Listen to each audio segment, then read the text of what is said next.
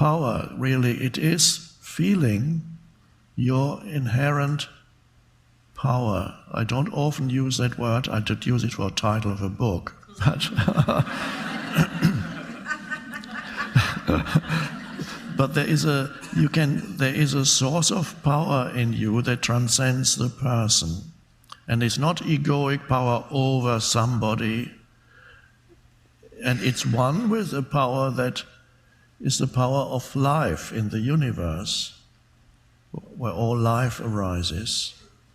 And people sometimes have a problem with self-confidence or valuing yourself, and sometimes you try to convince yourself by changing your thinking that you are actually good enough, that you should be self-confident.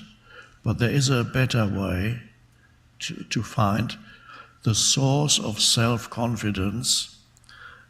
On the egoic level, self-confidence is there because you see, you can tell yourself, I'm actually more intelligent than most of these people, or I'm better looking than most. I have to remind myself that I'm better looking than most, and then okay, yeah, I feel a bit more confident now.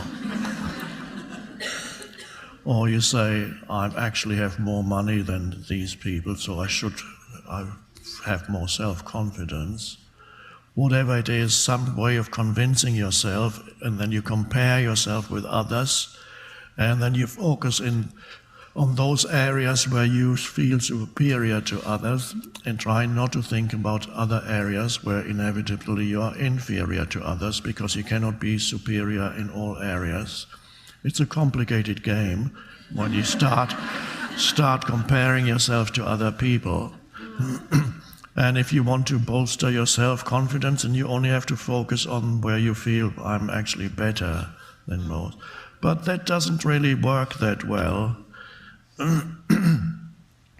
So there is a better way of self-confidence that has nothing to do with comparing yourself with others, or with feeling you're better than or not as good as. And that is direct access to inner power. You don't need any comparison. You can have it right now at this very moment, if you're not stuck in your thinking mind, but take your attention a little bit beyond the thinking mind, and then realize that you are the presence behind the thinking mind, without which there could be no thinking. You're the aware presence behind it all. That is deeper, you've gone deeper than the thinking mind.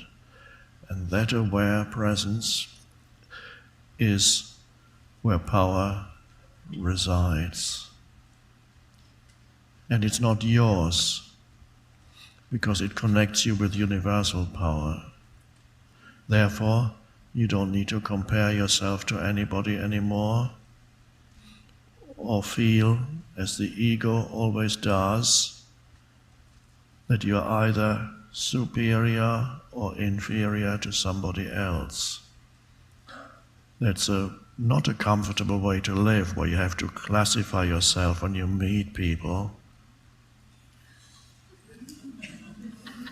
And so you have the fear is always, I might be inferior.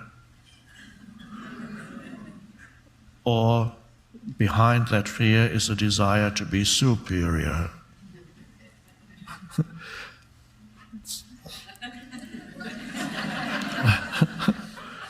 And when you access true power, you recognize you can relate to humans without any sense of either superiority or inferiority. And that's an amazing liberation. We can only do that when you feel your inherent power beyond the mind and mental images of who you are.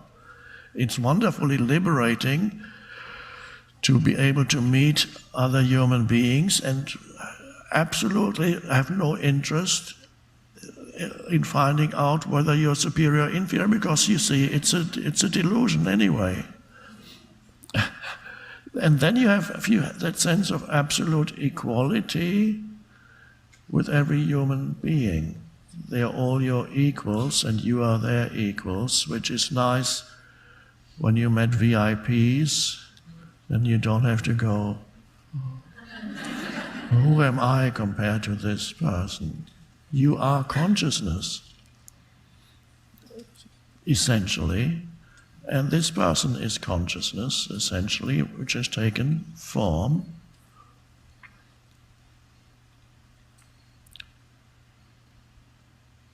So you may remember the story I told in one of the books.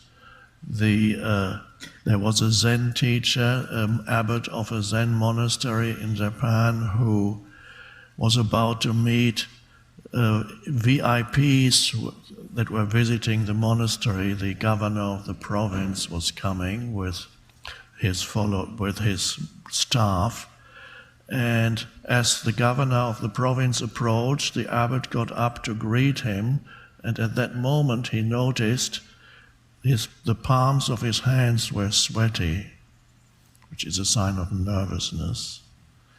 And so he was very much able to observe himself, and he observed that, but of course he went on with the ceremony of greeting the officials, and the next day he announced to the monks that he was going away, that his realization was not deep enough, because he explained he became nervous when the governor of the province came and he felt his palms got sweaty. So he was not deeply rooted in his own being. He went off for several years, and then he came back, and finally he was able to live in true connectedness with power, which is not personal. That's an amazing act of self-observation. Another act of self-observation you can do, you can observe when you relate to people, whether your behavior changes, even slightly, whether you're talking to the lady who is cleaning your office, or whether you're talking to the CEO of the company. Observe in yourself, is the ego still operating? And don't beat yourself up if you find that the way in which you relate to the cleaning lady is different from the way you relate to the CEO of your company. That's an insight. Because whenever you discover the ego operating in you, which is built on image making, it's a great thing. It's meaning you're becoming more conscious. The process of becoming conscious often involves becoming conscious of your own ego and see it in action. If you then beat yourself up about it, that's more ego on top of the original ego. So you get layers of ego. Oh my God, I'm still not rid of my ego. No, ego is nothing. Even ego looks personal, but it's nothing personal really in ego. It's a pattern of behavior in humanity, in the collective unconscious that has been there and been growing for thousands of years. A separate sense of identity, a sense of separateness. Yes, so observe whether a great sign that you're beyond ego is that you're the same with everybody and you feel actually the same with everybody. And if you don't, then you can observe the ego in action. But when you observe the ego, it begins to change. It cannot sustain itself in the light of your observation. The ego requires your unconsciousness. So all the egoic patterns in you can only survive if you don't know what you're doing. But if you know what you're doing, in other words, you're there as the witness, as it's sometimes called, the observing presence, then the ego cannot survive when you recognize it as silly, for example, or you smile at it. And you see how silly it is to play one kind of role with one person and then play another kind of role with somebody else who has a different social function. Why? What for? You're not yourself. You're not yourself, neither with the CEO nor with the cleaning lady. Each guys is a role, and the ego plays many roles. So is it possible to not play roles? Yes, just be straight, be yourself is the famous saying. And of course the question is, well, how can I be myself? Who is myself? So you cut through the mental go to the place of power and feel that the presence. Right now, for example, you are both a person and the deeper presence. The moment you start thinking about where you're going to go next, or you think about what happened this morning, or what's awaiting you next week, or anything else, you are the person. And the moment you drop down into just spacious presence, which feels very much alive, you are the aware presence. You're not a person right now.